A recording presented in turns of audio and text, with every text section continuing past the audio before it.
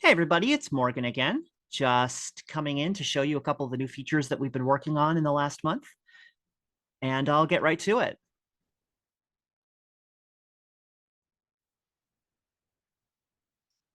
All right, so first I'm going to take you through some of the new things that we have for the updated UI toolbar on the virtual tabletop. So just to remind you all here, we've got a handy dandy little give feedback button here, and we've been responding to a lot of the feedback that's come in from that button here, and I'll show you a few of those things. First off, folks pointed out very astutely that our initial rollout of this missed one major feature, which was the GM opacity toolbar. So this release now adds the GM opacity toolbar back in. It can be accessed from this menu up at the top of the toolbar.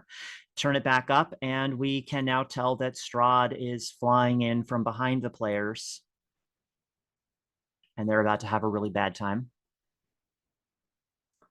A few other things are dice functionality now remembers which mode that you had it in previously. So if you close that window and then you come back to it later, you're right back in the same mode you left off in. And we had a lot of people asking questions about what some of these symbols up at the top are.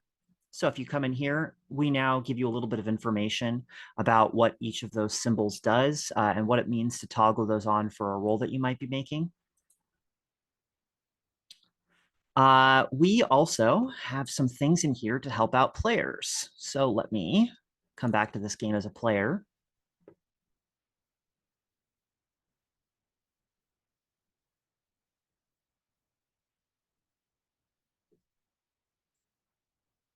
Awesome.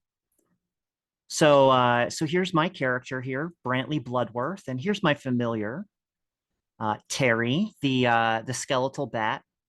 And what I'm really curious about right now is which of my allies Terry has line of sight on. And it's really hard to tell because I just have this view here where I can see both of our our vision compiled on top of each other. So we've always had this for GMs, but now it works for players too. I can hit preview as token. I can pick Terry and I can see that, okay, well, he can mostly see my ally Alora here, but Alista is still obscured from his view for the most part. And I can exit that preview. And if I want to know what I can see and without my familiar, I can do the same thing, look at my own token. And sure enough, I can't see my friend here through the wall like I was hoping I could. This right here, if you've noticed, this handy dandy little button here, this is not out on production yet. This is a preview that we've got up for some initial testing, but it should be out soon. We've had some folks who had complaints about the toolbar's increased width as compared to our older toolbar and wanted a way to be able to hide and conceal it. We're testing out a couple of different ways to do it, but an early look is just a pretty simple expand and collapse. Also, another thing that is hopefully helpful for players, we now have an add character button that players can use themselves. Of course, that is not on by default in old games. It will be on by default in new games and accessible by the GM in their game settings. But if this feature is turned on, players will be able to come into the game and create their own character without needing to wait for the GM's intervention to get started on that. Okay. And before I leave the virtual tabletop to show you some of the other things that we've been working on, let's take one more look here. Now, I showed you this last time, and there aren't really any substantial new features here, but I just wanted to remind people about it since these are all either out now or they will be out very shortly. But if I go ahead and make a character here in my Kingmaker game,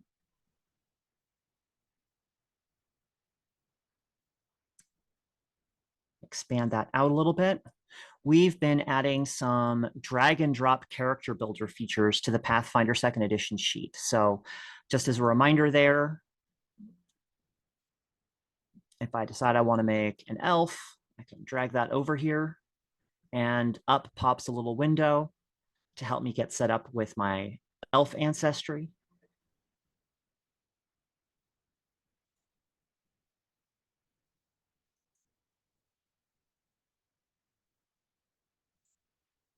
And in addition to that,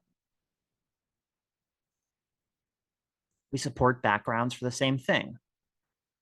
So if I decide that my elf is going to be an acolyte, I can come over here, drag and drop that onto the character sheet. The same thing, I get a nice helpful little wizard that pops up to help me make all of the choices that come from that acolyte background.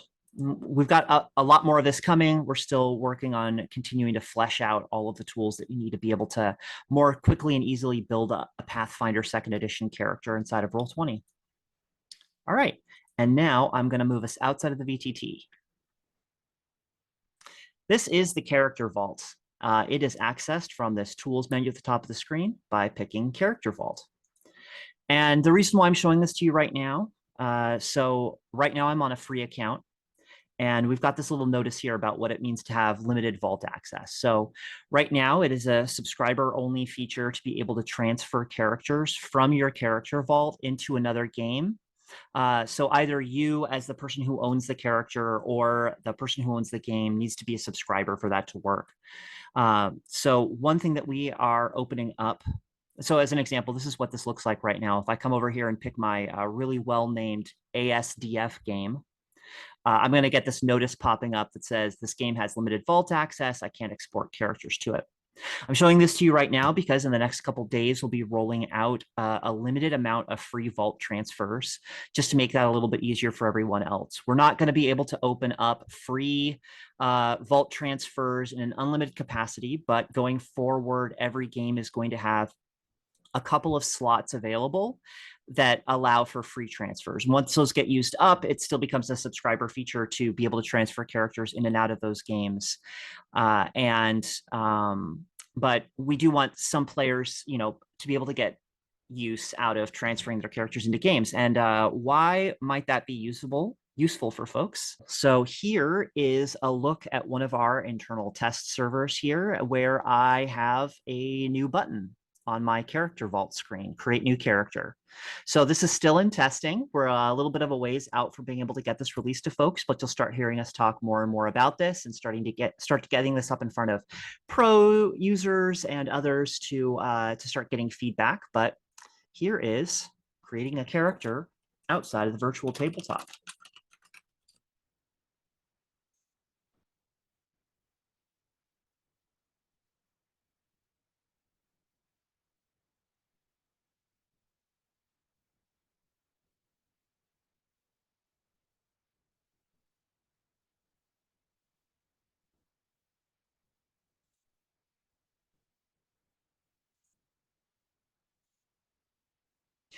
And Charactermancer and all of those things are usable right here without having to get into a game. So just so that I am not doing this only in Pathfinder, I need to make my elf acolyte for 5e outside of the virtual tabletop. And now with those free vault transfers, you'll have means to be able to reliably move those characters into games that you might want to play in. All right. So now I'm going to show you a little bit of something on DriveThruRPG. So I'm not sure how many of you have seen this yet, but this is a preview of the new look and feel for DriveThruRPG that we're releasing soon. It has a light and a dark mode. This is the dark mode here.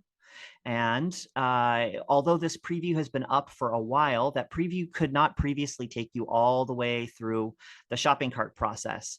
I do definitely need another hardcover copy of Worlds Without Number, so I'm going to go ahead and go through the checkout process here and get you straight set up on a single screen. So once we have that in a good place, we're going to start rolling this out to everyone, and we'll all be able to see this new look and feel on DriveThruRPG soon.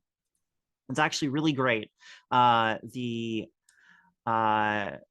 lot of the search tools are much more streamlined and easy to use, a lot easier to understand. I've been using this for about the last year because it's just a much better experience, besides also having dark mode, which my poor eyes need. I think that's going to cover us for the month of June, but I've got a lot more exciting stuff to show you all in July.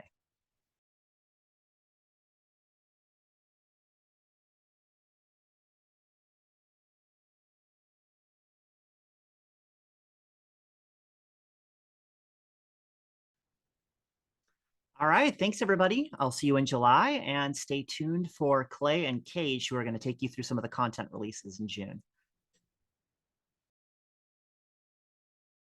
Hi, everyone. My name is Clay. I work on the marketing team at Roll20, and I'm excited to walk you through some of the newest content releases on our platform. And I'm here with Kage today. Yeah, hey Clay. I'm Kage. I use she, hers pronouns, and I am the community relations rep at DriveThruRPG within our partner relations department. I'm also excited to talk about some different products that we have on DriveThruRPG that were released in the last month, as well as some different cool events and projects that we've got going on with the company. Excellent. All right, well, let's get into it. So I'll start by showing off Pulp Cthulhu on Roll20.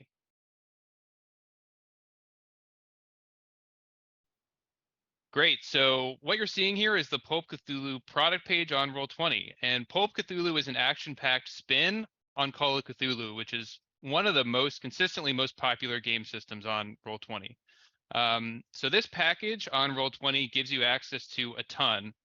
The entire new system with all of the new rules and setting information and background, and hundreds of NPCs and monsters, items, spells, psychic powers, everything that makes the system unique, and this kind of addition to the system. I think if I was to distill what's different about it, I would say that Pulp gives your characters more survivability so that you can actually mix it up more and get in more action scenarios, in addition to the investigation and intrigue that's kind of a hallmark of Call of Cthulhu in general. So this package includes, not just the compendium info that I touched on, but also 4 different modules, one of which I'm going to demo in a moment here. And yeah, everything is kind of set around the 1930s. That's kind of where the pulp thematic part comes in. And like so much else, basically all the modules on Roll20 that are released at this point, it is fully laid out with GM layer information, dynamic lighting support for Plus and Pro subscribers, and a ton more. So let me show you what this actually looks like and how to get access to the brand new character sheet. That's maybe the most exciting thing, is that we've totally redone the character sheet for Pulp Cthulhu to accommodate the new talents and other functionality that we needed to, and reskinned it so it's beautiful. So I'll show you that first. So let's say you wanted to start by importing a character from a Call of Cthulhu 7th edition game. You could use your character vault to do that. Morgan talked a lot about the upgrades that we're making to this tool and the changes to its functionality that have been a long time coming and that users have wanted for a while. So we're super excited about that. So let's imagine here I click export to game and I take this character over to my Pulp Cthulhu game. So when this loads, you will see the splash screen for this particular module. And if I navigate over to my journal here, I can see that I have that character with the same name right here. So if I open it up, you will see the traditional 7th edition character sheet, right? Familiar to any of you who play this system. If I wanted to convert this character to Pulp, and in so doing convert the character sheet to, I could click on the theme drop down here, click on Pulp, and then you can see the color changes to sort of this parchment, all the styling changes. It also gives me access to all of these Pulp specific mechanics, archetypes, talents specific to Pulp. And so now, since I bought the entire Pulp Cthulhu package on Roll20, I have drag and drop access to talents, items, monsters, you name it. So I could, for example, if I just imported this character from a 7th edition game and I wanted to add talents specific to Pulp, I now have access to dozens of different talents here. Let's say I wanted to say that this character has photographic memory. I could click and drag that right onto this sheet, and it would apply it. So yeah, this new sheet is something we're really excited about. It's a significant quality of life upgrade for Call of Cthulhu players.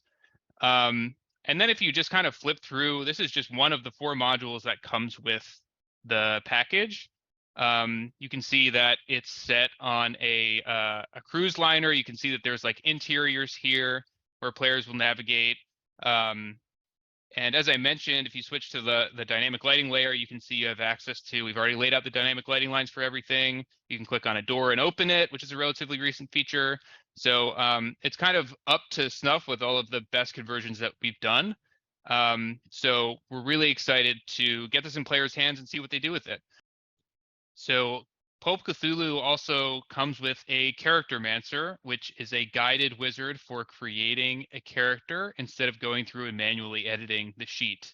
So if I wanted to create a new character, you hit this dedicated button plus character. It generates one with a random name. Of course, you can change that. And then it prompts you with how you want to create this character. You can use the Charactermancer, you can create them as an NPC, or you can edit the sheet directly. That's always an option. So if I want to use the Charactermancer, here's where it prompts me of do I want to create a Call of Cthulhu 7th edition classic standard character or a pulp character? And I can create a pulp character from the ground up here, which means it includes all of the mechanics and new rules that are specific to pulp at the point of character creation. So I could pick an archetype here. I could go through the whole process of skills, rolling my stats, all of that. And then when I get to the end, I have a brand new pulp character that's now compatible with drag and drop for all of the things that are in your compendium, talents, archetypes, you name it. Okay, so now I'm going to show off Pathfinder and Starfinder Infinite now on Roll20. So this has been a long time coming. People have wanted this for a while, and we're really excited to give both our communities more access to independent creators and give independent creators just a whole new sales channel to get their stuff out there. So in case you aren't aware, Pathfinder and Starfinder Infinite publish tens of thousands of titles from community creators that are based on Paizo's game system, their intellectual property, which includes settings like Lost Omens. And we're excited to introduce Roll20 VTT conversions as a functional product that you can buy through those marketplaces. So I'll put a link to this page as well as a few others in the description, but this will be regularly updated with some of our favorite at Roll20 and DriveThru, our favorite items that are available through this partnership. So you can either find them through this page, or you can go to Pathfinder or StarfinderInfinite.com and sort by format equals Roll20 VTT and browse through here, all of the titles that have been converted. So I'll show you really briefly how this would work. Let's say if you wanted to buy a bundle and then get access to multiple different kind of products within the two sites. So Boosted Bestiary is kind of my favorite one of these so far. It adds over 200 monsters to your Pathfinder compendium alongside like detailed stat blocks. A lot of them have really cool looking art that I'll show off in a second. And if you want to buy the bundle, you can see I've already purchased it here, but if you had a PDF already, you would get a discount on the VTT conversion and vice versa. And if you had neither and you wanted to buy both, you would get 20% off. So it gives you a ton of flexibility. If you're a GM who does hybrid play and your group meets, once a quarter or something, and you want to bring a PDF with you to play and then kind of seamlessly go back and forth to Roll20, this is a great option for that. And it just gives you so much flexibility in terms of the number of monsters and different encounters you can build. It's kind of the only limit on this is really your creativity. So once you've purchased it, you can just download the PDF in one click right here and open it. You can also, when you go through the checkout process, you specify an email on Roll20 where you want to have access to this, and it ends up right in your My Items section of your Roll20 account. You can either, and there's a number of different ways to use it. If you're a Pathfinder Infinite fan and you're not really familiar with Roll20 and the way these compendium expansions work, I think it's kind of underappreciated how many different ways you can use this content. So let's say I'm playing in person and I have a laptop and I want to find some of the monsters that are in this bestiary. I could just open the web compendium when I'm logged in and have access to it without the VTT, if that's kind of the way that I want to be playing. So you can see here, Ankh-Rav is kind of a cool one. I love the art for these. They spawn eggs that collect flesh to feed their hungry newborns, and you can see the token art here that you can use in the VTT. tons of information in the stat block. So here's one like use case for it. You know, you're playing in person, you have a laptop, and boom, you have like over 200 monsters added to your compendium, your web compendium that you can access this way. And you can see here where it says the source. This is how you know what it's pulling from, rather than other compendium expansions you might own. The other way to use it, perhaps the more fully integrated way if you're playing online, is to use the Roll20 in-app compendium. So I'm going to open Kingmaker, which is just an absolutely massive massive adventure path with, there's just like dozens of maps here. And if I go to my compendium here, Pathfinder 2nd edition is the character sheet. I could either search for boosted to find actual like access to the rules or the full compendium, or I can search for maybe a specific monster, NPC, whatever that I want to have access to. So I just mentioned like the Ankrav and the Hive Mother. So you can see if I type in Hive Mother here, it'll show not only the original one, but the 3 kind of boosted from this community content variations on the Hive Mother that I can use within the VTT. So yeah, 2 different ways to use this content, and we are just getting started with this partnership with Pathfinder and Starfinder Infinite. If you follow @Roll20 app on Twitter, we are going to be constantly updating with some of our favorites. If you visit this landing page, it'll be in the description. We'll have a regular kind of rotating carousel here featuring some of our favorite community creators and more, and subscribe to the DriveThruRPG newsletter as well, and you'll get access to them there too. So that's kind of my summary of Pathfinder Infinite and Roll20 content on there today. We also have a partnership with DriveThruRPG, and you know, we've talked about Roll20 content on DM's Guild. I just talked about it on Pathfinder Infinite and Starfinder Infinite. We may not, in the reroll format, have talked about it on DriveThruRPG before, but I mean, this is the biggest PDF marketplace for role-playing games on the internet, and now we have Roll20 VTT titles, these formats available to players, and it works exactly the same way as I just demonstrated with Pathfinder Infinite. I think, you know, by the time this video comes out, there will be, you know, dozens more titles available here. By a month from now, we think there will be hundreds. So we have some really, really exciting partnerships coming out here. And again, if you follow Roll20 app on Twitter and subscribe to our newsletter, you will be the first to hear about everything published here. So yeah, that's what I wanted to walk you through in terms of how you can access Roll20 content through all of these partnerships with different marketplaces. Yeah, and as you can see on the screen that Clay's got up too, Miskatonic Repository is another one of the community content programs that you can make Roll20 content for on our interface as well. Yes, absolutely. Miskatonic Repository, it's also available there. And we were talking about that earlier as well. So yeah, that's a good call out. So now that I have the boosted bestiary and I can access it from the web compendium and from my Roll20 in-app compendium, that doesn't just mean I have it when I'm playing official Paizo content and modules. It also means I have access to it if I'm homebrewing. So I'll show you an example here where I created a game and I put on the Pathfinder 2 character sheet. It's available to anybody. And now anything that I own that's in this marketplace items here, any of these compendium expansions that are compatible with that sheet are now accessible within the VTT. So I could also switch. You can see here, I'm in the 2nd edition compendium. I could search for boosted and I could find the entire compendium here. I could search for individual monsters or NPCs like Hive Mother. And you can see that here again, all 4 of those are available. So it's not just in official content, it's also in your homebrew games that you can play with any of this stuff. Awesome. Yeah, Clay, those all sound really exciting. Now I'm going to talk a little bit about some of the drive-through releases that have come out recently. We're going to start off with actually a drive-through cards release published by Stoneblade Entertainment, Ascension Delirium, released on June 8th. One of the original Ascension sets is required to use this product as it doesn't contain any of the starter sets. So the Delirium expansion provides access to cards that were previously out of print, as well as some brand new cards as well. We've also got Pirate Borg, which is published by Free League Publishing. It was written and illustrated by Luke Stratton, also known as Limithron, and it was released on June 20th on DriveThruRPG.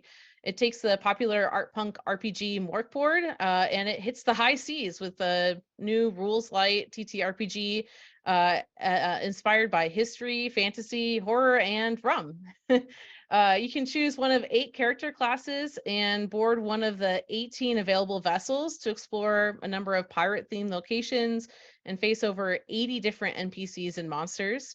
You can check out the product page and an 8-page preview of this 166-page book to see examples of some of the incredible illustrations and content inside. I love the art in this one. Yeah, it's really incredible. Worth a flip through for sure. And Chaosium, we've talked about them a little bit already today. At the end of June is releasing the Pendragon Starter Set, and this is actually going to be both on Roll20 and DriveThruRPG. So if you want to adventure into the Arthurian times with their starter set, it contains 3 different books. So you've got the Adventure of the Sword and the Stone, which is a solo adventure, the Fabled Realm, which is a setting book with core mechanics, and the Sword Campaign, which is a short campaign book. So you can pick up this starter set today to help answer that question, what kind of knight are you?